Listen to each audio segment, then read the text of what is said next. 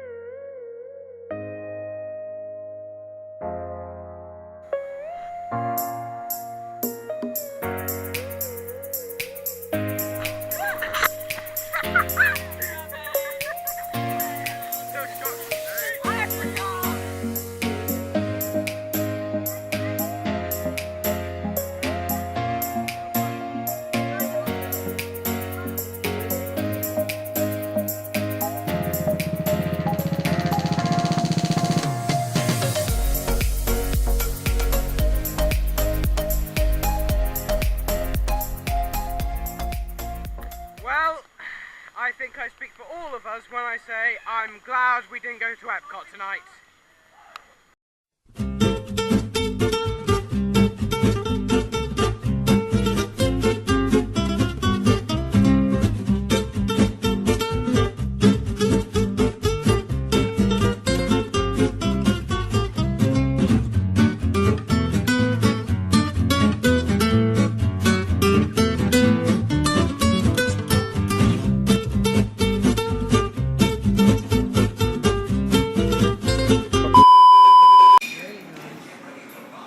Gotten food again.